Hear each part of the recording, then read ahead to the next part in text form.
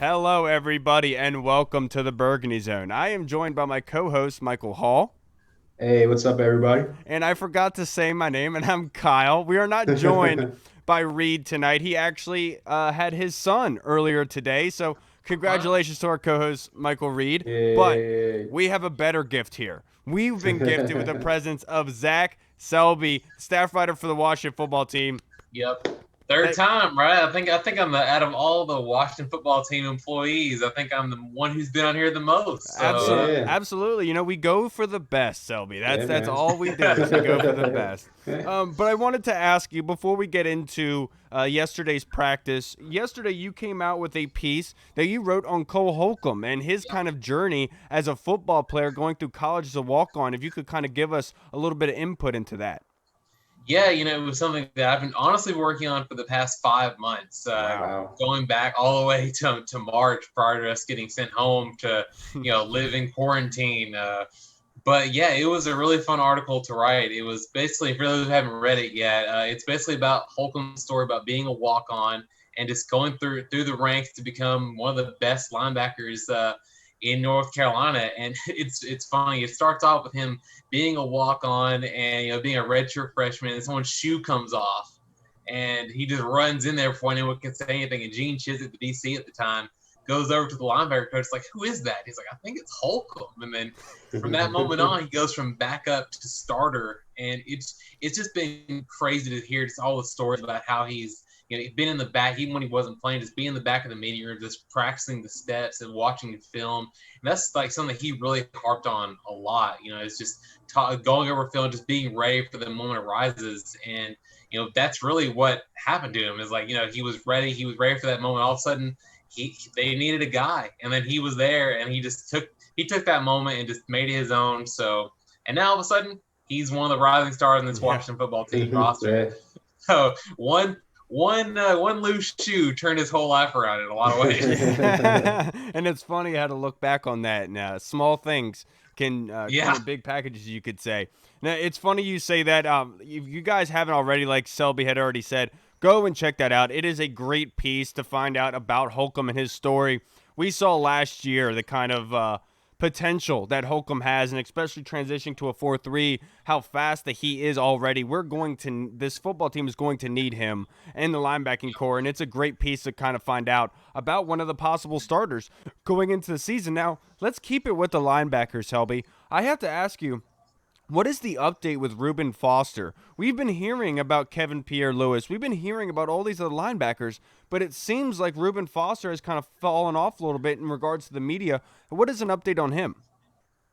Well, it really just goes down to his progress. They're liking what they see out of him. But, he's working with threes right now, and it's really all about him going back into football mode for him, because he didn't play in over almost 2 years. Right. So Yeah. it would be nice for him to be out there, because we all know the talent that he has, to go out there and just just start busting heads and making plays. But that's not what's expected. That's not what happens when you hadn't played in 2 years, hadn't been in a game in, gosh, forever. Right. And he's working in there, and he's working with the threes. So I've looked at the 53-man roster. I don't know what they're going to do with him. They might put him on IR. They might not. Who knows for sure?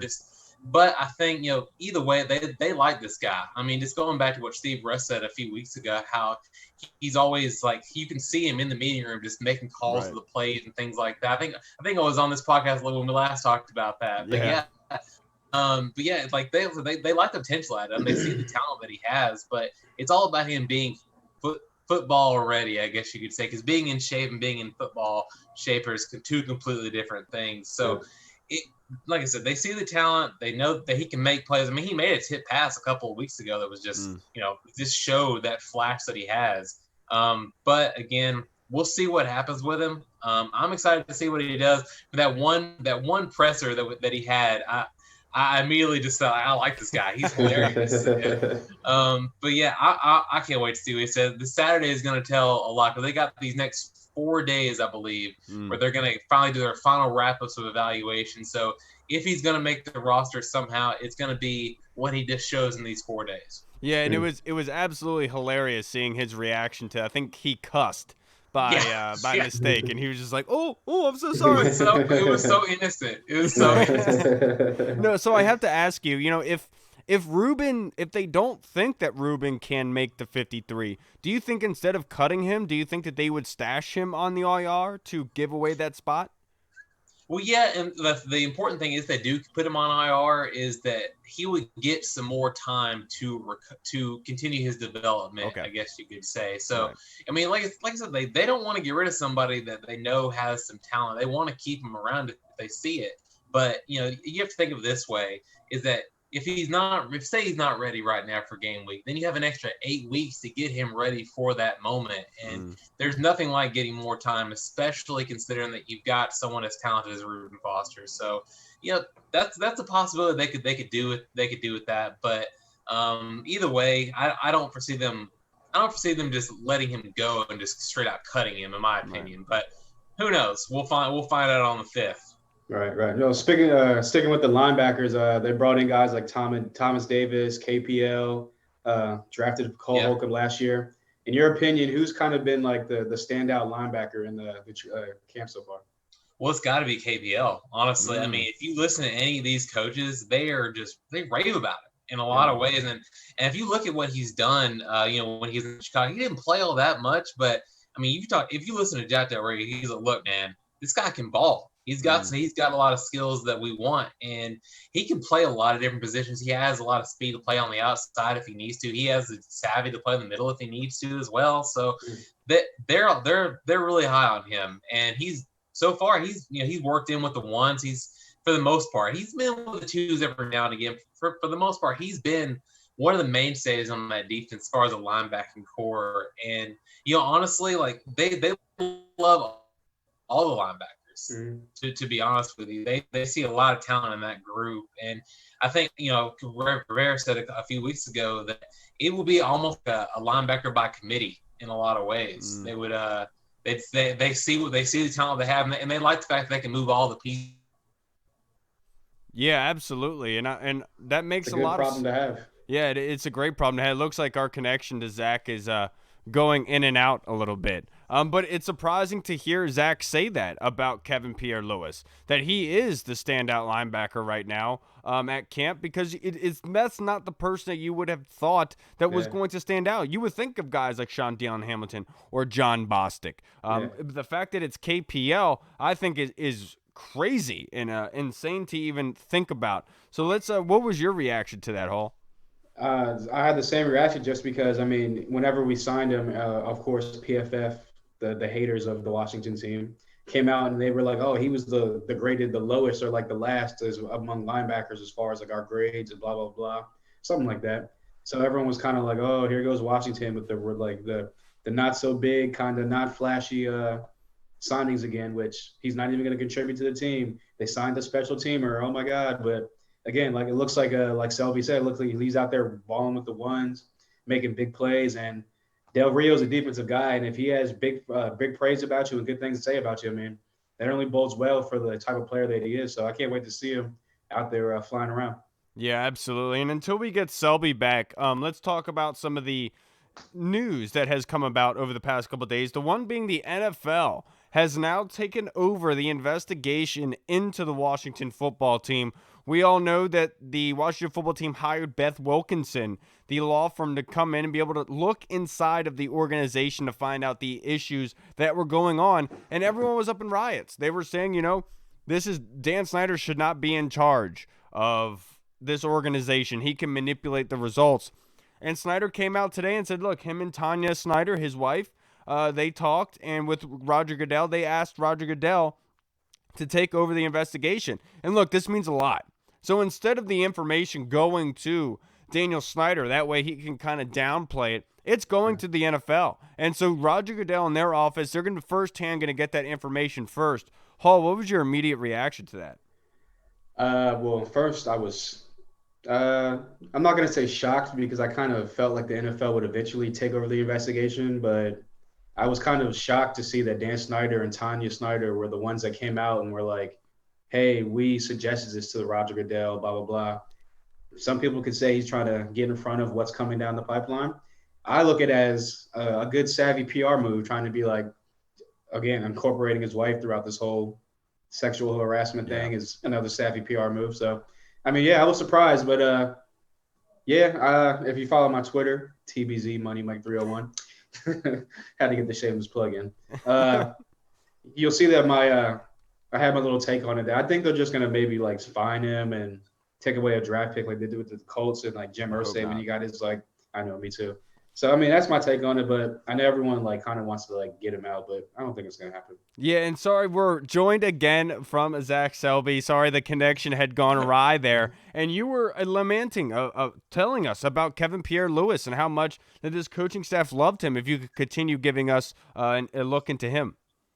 Yeah, like Kevin Pierre-Louis is. I think I said it earlier. He's a guy that can do a lot of different things. I mean, he's been a guy that's been in the box. He's been doing a lot of athletic plays there that I've seen in practice. Another guy they really like, obviously, is Thomas Davis. You know, he knows what Rivera wants out of the culture in the linebacking group, and you know he hasn't really. He's been in the starting rotation every now and again, but he's mostly been sort of a backup role. You know, he's gotten some veteran days off too, so. I would honestly suspect that maybe not look too much into that, just because he already knows exactly what to do, and he's been in the league for almost 16 years now. So I don't think you really need to coach him up too much. But this other group the rest of the players in the group are pretty young, outside of John Bostic. So I think those two are the guys that they really like. And it's good to hear that that they do. The fact that they have a bunch of depth at that position is huge for this organization. Now, that being said, yesterday the Washington football team held a practice at FedEx Field, something that I absolutely love. This is the first time that Ron Rivera and a bunch of players were able to go and see FedEx Field. Selby, you were there. You were able to witness practice. Kind of give us your what is your reflection of the yesterday's practice? Well, I won't lie to you. It was a little weird. Just not seeing the fans in the stands. I mean, it was just an empty stadium. And it was, once you got past that, I mean, you got fired up, honestly, because for the first time in 6 months, there's football on FedEx Field. And it was a crazy moment just to see it. Because, I mean, there are some people who said we wouldn't even get to this moment. And here we are. Here we are. I mean, we were at FedEx Field. Now, it was a cool moment to see Chase Young go on the field for the first time, because he lived 12 minutes away from FedEx Field. And ironically enough, the only game he went to while he was living there was a Eagles game, and as we all know, the Eagles were playing the Eagles to start the opening season. So that's a pretty cool moment to see. And Haskins also said that it felt kind of different just being there going into his second year. I've seen how much he's matured, how much he's grown over the past 365 days. And another cool quote that Rivera had after the practice was that this is home. I mean, it kind of hit him once he stepped on the field, because he remembers playing at RFK and then coaching on the away side of FedEx Field. He goes on the home side and he's like, well, this is it. I feel right at home. And they did have some artificial crowd noise there, and that was a little bit weird as well, just because like it's not something you really you see an empty stadium and then you hear all this crowd noise just being pumped in from the speakers. But it felt as authentic as you can really expect given the situation. And I mean, I've been impressed with the way the NFL has handled all this so far. And I think it was the other day, Adam Schefter tweeted there was only one player left on the COVID list, which is just massive for the league. And it gives you a lot of hope that they can finish the full season. And I've never had that in doubt. I mean, call me an optimist if you want, but I've never doubted that. And the team has gone a long way to show that it can give you as good of an experience as possible on game day, even though you're not going to be there. So it was cool, and hopefully, the guidelines and restrictions are still, being sorted out. But hopefully, I'll be there every Sunday delivering all the great content for y'all. I'm sure you will be. If you were at the practice, Selby, I'm pretty sure you'll be at the games. You never know. You never know until they say yes. That's true. That is a good point. And look, I was able to rewatch the video yesterday of Julie Donaldson, Bram Weinstein, and D'Angelo Hall's calling of practice, and they did a phenomenal job. They did, getting us ready for week 1 because I surely am. Them talking about Chase Young going after that Dwayne Haskins run, had me ready to go. Yep. Now, Selby, I have to ask you, the running back depth chart. Given that we've seen over the past week or so, Rivera has said some questionable things regarding some injury people coming back, regarding plateauing and progressing. So, Yeah. how do you think the running back depth chart is shaping out right now? Well, it's hard to say because I really think there's a chance to keep all 5 of them on there. Ooh. I mean, I think either way they're keeping 4 or 5. I think that's a foregone conclusion, and because honestly they like all the guys and they like every single player. I mean, Rivera laid out pretty much what everybody brings to the table. And, AP, you got the veteran guy, you have McKissick who can just do it all, and then you have Gibson who's basically a younger version of McKissick. And then you have Bryce Love, who's coming on after his injury, but still has looked really, really good. And there's one play I remember where he met John Bostic at the line of scrimmage, and instead of just trying to barrel through John Bostic, he just made a little juke at the line of scrimmage with a bunch of people around him and just made three extra yards. That service is always welcome on an offense. And then you have Peyton Barber, who, he had some work with the ones in that Sunday practice, which was a really, really big deal as far as judging the competition and where they're at as a football team. He worked in with the twos a little bit as well, and some of the ones on goal line situations. So he brings a little bit of an extra thump, as Randy Jordan said back when practices started rolling out early August. So they do a lot of good things, and I wouldn't be surprised if they kept all of them. I'm kind of waffling between 4 and 5 right now. And even then, I don't really want to say who they could cut because they all bring something to the table. And who knows? I mean, the way that Scott Turner likes to use running backs in this offense, he could keep 5. You never know because he likes to have those options out there.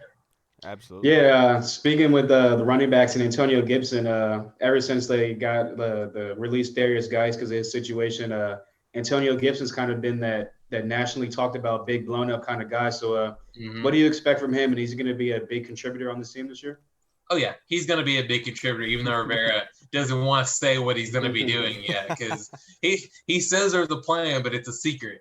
Yeah. Which, I mean, I don't blame him. Which tells you something.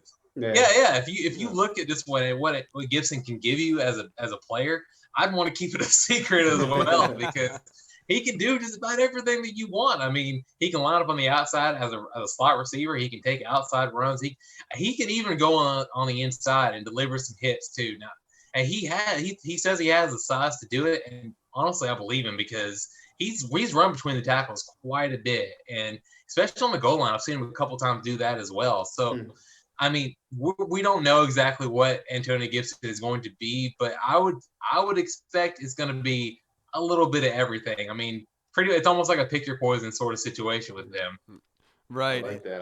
I like that a lot, actually. Now, Sadiq Charles, since we've last talked, injured, kind of had a calf sprain, has been seen wearing a cast for about a week or so, which is huge because this is directly implicates the left tackle spot, which is a weakness right now. So that being said, I have 2 questions for you, Zach. One, when could we see Sadiq Charles start to return to the practice field and start practicing with the full team? And then 2, where do you see the depth chart breaking down for left tackle and left guard based on what you've seen in practice?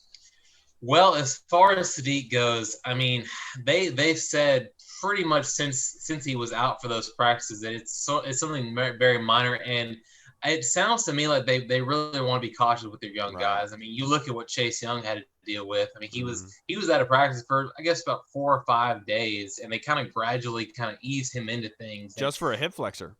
Yeah, exactly. So and obviously, the coaches are not going to tell you what the injuries are going to be. They might as well tell you it's a lower body injury for all we know. But I mean, we're going to go out to practice tomorrow, and we're going to see what he can do. Now I think I'm pretty sure they're going to be in shells tomorrow, which just the shoulder pads and the helmet. So I mean, we're not going to get to see much out of him as far as the media is concerned because we're supposed to go in after 15 minutes now, which is unfortunate. But the way the league goes, but we'll have to. I guarantee that's going to be asked about him tomorrow after tomorrow's practice for sure.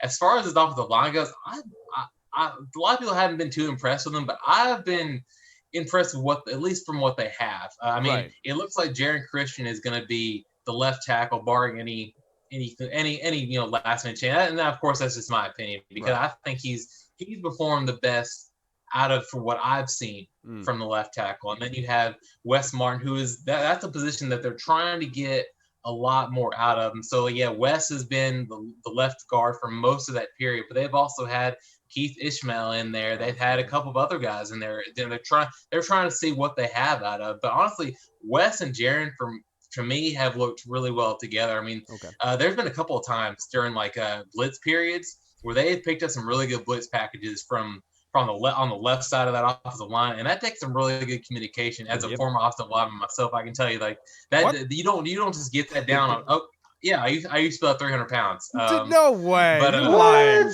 Yeah, seriously, yeah. You're lying. So where did it go? No, man. In my freshman year of college, I weighed 295. Oh my goodness, Selby! You could not tell that at all. No. Yep. Yeah, I know. I ran like 6 miles a day and like ate nothing but salads and drank nothing but water. See, I did the same thing. I was overweight in high school. When I graduated, I started running. I was running like 3 miles a day. So I know, I get it. I'm all about it. Yeah, it almost makes you. There's a Parks and Rec line about jogging. It's like, yeah, it makes you feel better, but what cost? You know. It did not feel good, but whenever I got back from winter break, I was around like 200 pounds, and I'm like, all right, I feel pretty good about it. I had weighed that much since I was like in 8th grade or something like that. It was ridiculous. Get you away from mom's cooking, and then that's when the pounds start dropping, huh? But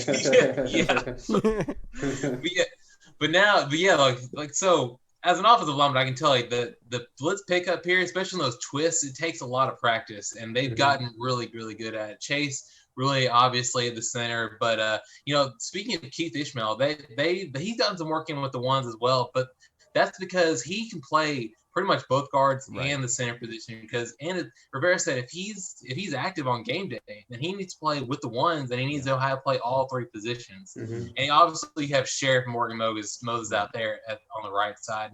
Now the second line is where things are going to be up for interpretation. I mean, I think Cornelius Lucas is going to be the other left tackle in this position. Then you have Ishmael back there because of his versatility, and then that other spot is going to be competed for, I think. I mean, Timon you have Ross Paris.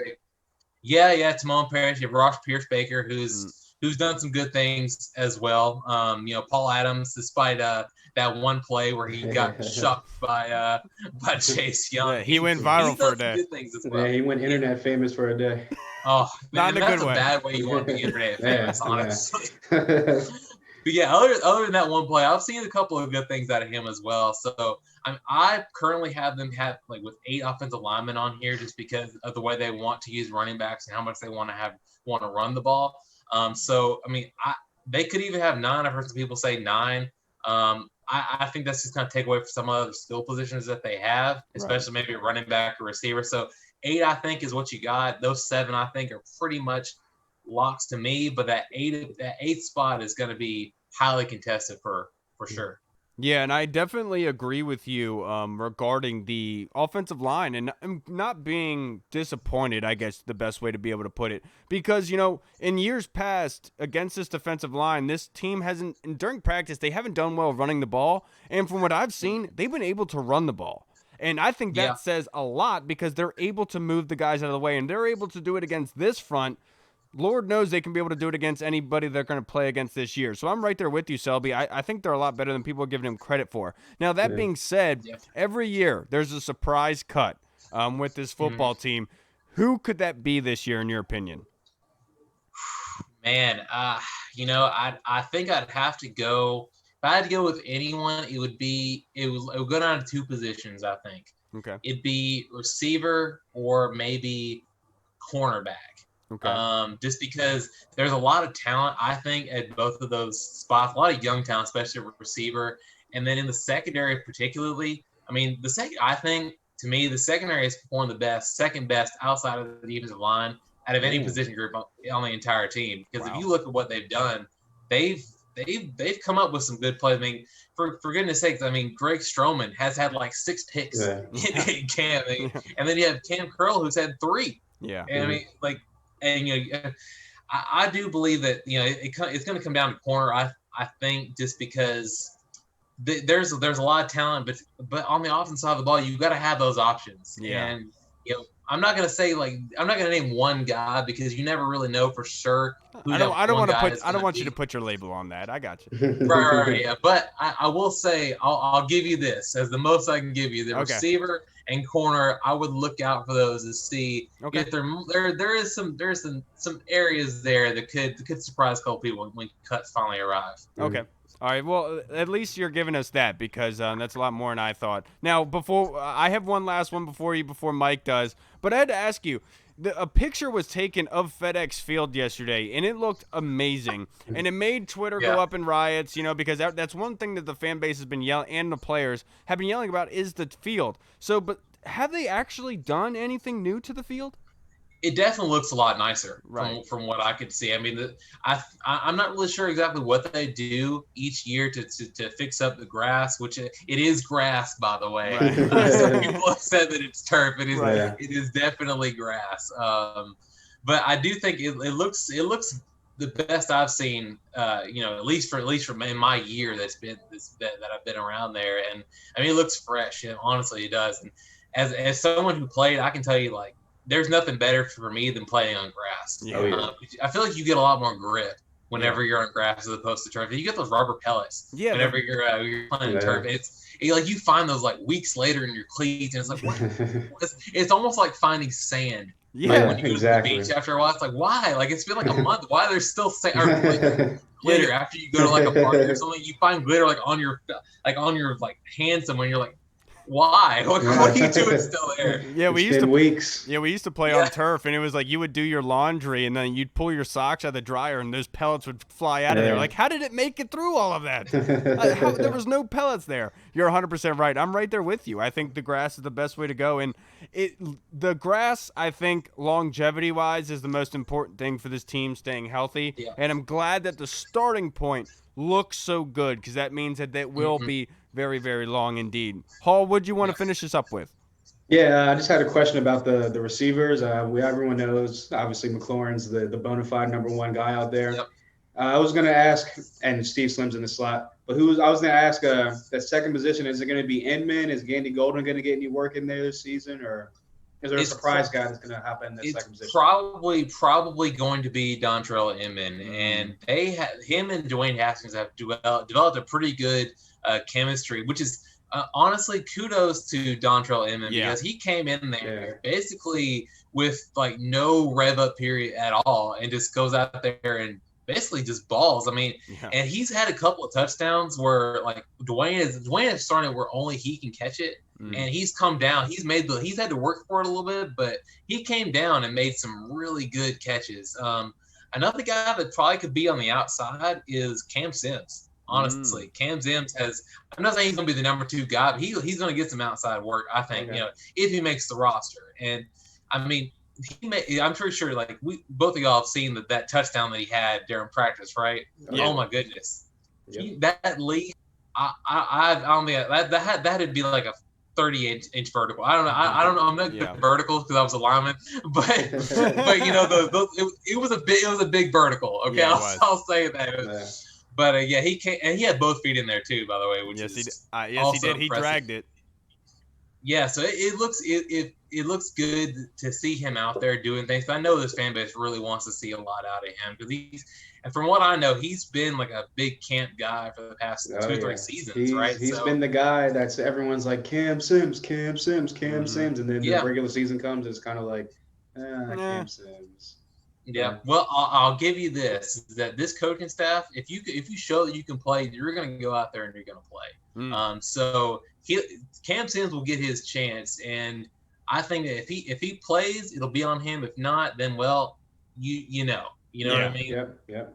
I like to hear that. Absolutely. That's good. I'm Yeah. happy he's going to finally get a shot because, like I said, he's been kind of been that camp superstar for the past 2-3 years. So Yeah. I want to see him on the Also, field. watch out for Isaiah Wright too. Isaiah Yeah. Wright's been doing some good things, and Jonathan Johnson, one of my more favorite guys from camp. He's been doing some good things in the slot as well.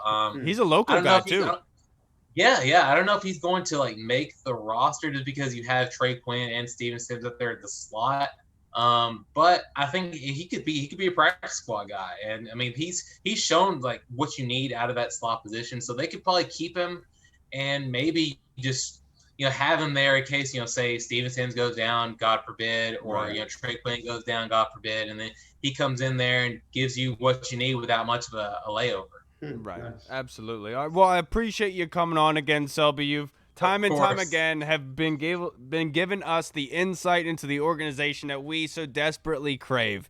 Thank you so much I'm again. always happy to come on with you guys. It's always a good time. Appreciate it. Yeah, I really appreciate do. it, man. Yeah, I really do appreciate you taking time away from your baking because, dude, you crank out some desserts, my friend. Yeah. Hey, that Oreo bun cake I made was amazing. Dude, It was It flat out looked amazing. It looked amazing. You I made these Twix cookies the other day. Ooh. Yeah, so it's a basic like shortbread cookie, but then it has like caramel, like melted caramel on like a top layer, and then once you have that dry, like you have like it's like set for a little bit, you put like some melted chocolate on there, and you stick it in the fridge for a little bit, and then it hardens up, and it tastes basically like a Twix bar. Jeez. Oh, dude, I need that to. sounds amazing. We need to pay Selby Oh, to it's make so a birthday good. cake.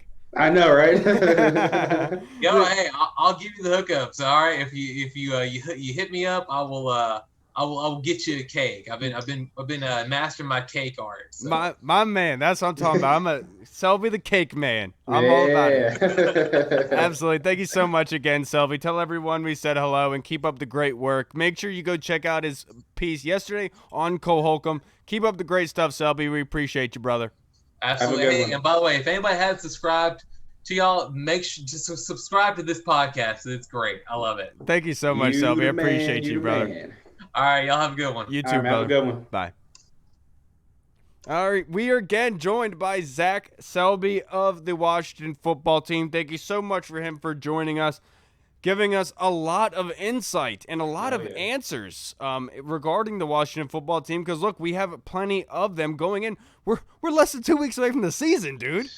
I mean, literally, it's like I'm getting like the sweaty palms just thinking about it. Like, it's I know, titillating. I've heard people say they're not as excited for this season. Like I They're don't lying. I don't get it, dude. I'm all Yeah, they're lying. jacked up for this stuff, dude. Because look, we haven't had anything else. If there's Exactly. been any sport that has been at least somewhat relevant and like comparable to what the sport was before, it's football. Yeah. Football's like the Exactly. only one that's going to be able to come in there, and I've said it since April. I don't care about Corona. I don't care about quarantine, but don't take away football. Exactly. Like that's been the one that's like, all right, these last couple months has been like, at least sports came back eventually, but like if football didn't come back, I'm pretty sure there would have been riots in the streets. Like it would have been bad. Oh, it would have been really bad. Now, the latest news regarding the Washington football team, Alvin Kamara and the New Orleans Saints, they have been open to a trade now for Alvin Kamara. We saw Leonard Fournette get released yesterday from the Jacksonville Jaguars after nobody inquired him. Nobody picked him up on waivers, so he's still available. Hall, do you think that the Washington football team should go for Alvin Kamara? As much as I love Alvin Kamara, he's a hell of a talented player. He would definitely upgrade this team, upgrade the weapons, and he would be a great addition to the running back room. Unfortunately, as Selby just alluded to before he got off, they're thinking about keeping 4, maybe 5 running backs, and it's a very, very crowded running back room right now as we speak. Yep. And I feel like we kind of already got like I'm not going to call like Antonio Gibson, Alvin Kamara, obviously, but that kind of like versatile, like line up on the outside, line up in the slot type of weapon guy. You want to know something that's really funny? I listened to the Julie D. Hall and Bram Weinstein call to practice yesterday, and Bram actually made the comparison of Antonio Gibson with Alvin Kamara, and D. Hall fried him. He was like, "Don't do Good. that, don't do that." Good. That's good. funny. That's funny. He should have fraud him for that. I mean, look, Antonio Gibson hopefully looks like he's going to be a great player, but I mean, Alvin Kamara just burst on the scene like Right. it's nothing, like no other. But yeah, I mean, as far as Kamara goes, even Fournette, I mean, I feel like we already have that kind of big bruising back in AP. I don't want to disrespect AP. He's pretty much been carrying this team on offense for the past 2 years, Yeah. and I feel like we owe it to him to give him the starting role and keep him Yeah. on the team and on the roster. So yeah, I mean, I would love any other year without AP, without them drafting Antonio Gibson. I'd be all for them going 100% on Kamara, maybe even Fournette for a year, just because. But yeah, I like the running backs I have right now. Yeah, and I think the timing just doesn't make sense. It's only two Exactly. weeks Yeah. going into the season. This doesn't make much sense here for the Washington football team. Now, it sucks. I just don't think that it would be smart for the team to do that for multiple reasons. One, they don't really have assets in place that they can give away for a running back. Because look, Alvin Kamara is an absolute superstar. The dude can do stuff out in space that not many people do. But the running back position is not that much of a commodity anymore as it once was. So you can find guys for cheap that can do typically what Alvin Kamara can do on a small scale. So you don't need to overpay that. And the Washington football team don't really have assets in place. They don't. I know they have an extra third round pick, but it's not like they're a team that can just give away third round picks. Yeah, They're still exactly. building while trying to be good. This is a very hard thing to do, and trading away pieces and assets is not going to get you to that threshold. That's Yep. going to bring you back. Doesn't make sense for me to be honest. The only way it would make sense is if they were able to move one of these linebackers Hmm. for Alvin Kamara in a very late round pick. And then that way it would make sense. But right now, I don't think the Washington football team is a good fit for Kamara. I think his best fit right now is the LA Rams with Sean McVay. Looks like their leading running back right now is the rookie Cam Akers after they let go of Todd Gurley in the offseason. I think that would be his best chance, if not for New Orleans. I think New Orleans, obviously, everyone knows he's going to ball out there. He always has, Yeah. always will. But if things are coming to an end, I think LA is the best fit for him. You also got to think about they're maybe thinking about moving on and getting rid of him or getting away from him because the contract. He wants a Yeah. contract. So it's like, we have a lot of cap space actually going into next year, You but don't want to I put feel that like in running back. You don't want to be the exactly Jets. you don't want to put in the running back. We need to allocate some of that money to Brandon Sheriff, get him a new contract. You got some of the younger guys coming up like on the D line. They need to get paid soon. Yep. So I mean, look, again, great talented superstar player, but if we were maybe a player away from being like a Super Bowl contender, oh, push all the chips in, go get that guy. But Yeah. right now, we're still building, like you said. Keep the young guys, see what they got. Yeah, and if look, I'm just saying, if Alvin Kamara was a wide receiver, I think the Washington football team would have a much better chance without a doubt, of going to without a get him. doubt. But there's nobody really out there right now that they're willing to be able to go trade for. Now, in other news, the Washington football team released today that they actually have renamed two streets, one at Redskins Park as Coach Gibbs Drive, and then one at FedEx Field for Sean Taylor Road. Absolutely love this, kind of a small step in recognition to two people who deserve a lot of respect and I guess credit for where the Washington football team was. I know Sean Taylor didn't do all that much, but he means so much to the fan base, and the fact that he was able to get a road for his name to be cemented with this team, I absolutely loved it, and especially with Gibbs getting it at Skins Park, I think that made a lot of sense. Yeah, 100%. I mean, those are two names that anytime you say that to a Washington football team fan, it's gonna unify. It's a unifying two guys and unify the fan base.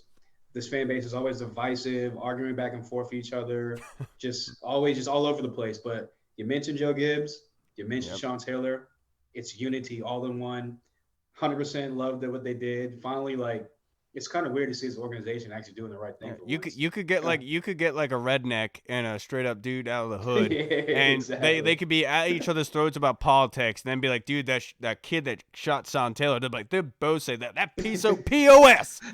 Exactly, dog. Exactly. So you actually hit the nail right on the head with that one. But now, yeah. So I mean, like I said, I mean, I just love what this organization is like doing, like taking all the right steps in the right direction. It's been 20 years, well, 20 plus years of just woe is me and kind of like we've had our ups and downs, but a lot Right. of downs. So it feels good to finally see things going up, up, up, even though they're taking these hits with the whole like WAPO articles and stuff like that. But again, push that stuff to the side. Everything else on the organization, I give it 2 thumbs up. Yeah, the one thing I did ask, because I asked this to Lake Lewis because he retweeted it. You know, in regards to Sean Taylor Road at FedEx Field, would they transfer that road with the new stadium? I would hope. I mean, Yeah. because right now, look, they're trying to move out of FedEx, and they named it at FedEx. It was kind of weird to me, but that's the one question. Obviously, common sense would tell you, yes, of course, dude. They're going to transfer the road, but I don't know if that's possible. You know what I mean? Like, I'm just sitting here I thinking. guess it would depend. Yeah, I mean, I guess the. Yeah, I mean, I guess it would depend where they put the stadium at. But if they're Right. gonna have to build a road into the stadium, why not call it Sean Taylor Road or Boulevard or whatever you Right. want to call You it? could just do what they did today and just rename the road. Right? Yeah, I mean, exactly. Man, You paid for the lane, you can do whatever you want, I guess. Right. And then in other news, the Washington football team, they released Darvin Kidsey, and then they signed Tony Brown, a rookie out of Colorado. He was teammates with Laviska Shenault, another rookie wide receiver who was taken. He's 6'1", 195 pounds. He had 56 receptions last year, 707 yards, and 5 touchdowns. He's just a foot taller than Darvin Kidsey. I just feel like this is a guy that kind of fits what Scott Turner and Ron Rivera want out of this offense. I feel like Kidsey maybe kind of fit as more of an X or a Z rather than a slot guy, and maybe this is where Tony Brown kind of fits in. What was your thought process with this, Hall? Yeah, I have like a very, very, very, very small profile on him because I just remember seeing him here and there at different Colorado games that I watched when I was actually watching Laviska Shenault. Like I said, good hands, kind of shifty in and out of his routes. Like you said, he definitely fits kind of the Scott Turner mold of kind of a receiver that he likes in his offense, kind of like not the big kind of go up and get it guy, but the kind of short, small, shifty, quick player that can get out in space and make some plays.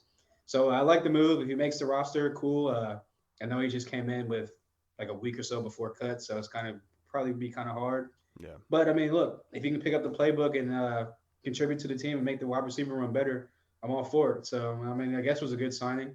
And as far as Kidsey, I liked what he was doing here and there, but I guess he just wasn't making enough plays. Yeah, it looked like Cam Sims kind of overtook that. And Trey Quinn, Trey Quinn had a really good, everything I've heard from Selby, Stackhouse, everyone coming out of the Washington training camp was that Trey Quinn and Kyle Allen had a really good repertoire. They had a really good relationship. They linked a lot. And so I think Trey Quinn kind of superseded a bunch of guys there. Now, with like Tony Brown, I feel like might be one of those like special teams kind of moves where Tony Brown fits more as like a gunner on special teams than Darvin Kidsey, and they needed a guy for special teams. This is where I kind of see this kind of move making sense, in my opinion. Yeah, no, that's actually 100% like great analysis. I didn't even think about special teams as far as that. So yeah, he can definitely come in and be a gunner with the like type of speed that he has, and hopefully make some plays on special teams. Yeah, absolutely. All right, everybody. Well, that's going to wrap us up for this show. Thank you so much to Zach Selby for, again, giving us some great analysis of the live practice from yesterday. 3rd time's a charm, actually. Again, congratulations to Michael Reed, newfound father. Congratulations, brother. We love you. We know he's going to be out for a couple weeks, so don't fret, guys. We're going to get him back on. Don't worry. We got you covered. You can find us on iTunes, on YouTube, Good Pods. We're going to be on Google Pods, iHeartRadio as well. And you can find us on Twitter, Facebook, Instagram, and Spotify. You can find us everywhere. All you got to do is search for Burgundy Zone. You can follow me at The Burgundy Zone on Twitter. You can follow Hall at TBZ Money Mike 301. And everybody, we'll see you guys on Thursday. We're gonna crank out another great show for you Thursday with a great guest. Don't miss out on that. And also, we're going to update you guys. And I think next week, we're going to update and have a big announcement on we're going to shift our shows. I think we're going to be adding another show here in another day, switching up the days for the NFL season. So make sure you guys tune in on Thursday to hear about the new schedule for the show. All right, everyone. Thank you so much for tuning in. We'll see you guys on Thursday. Washington football. Woo!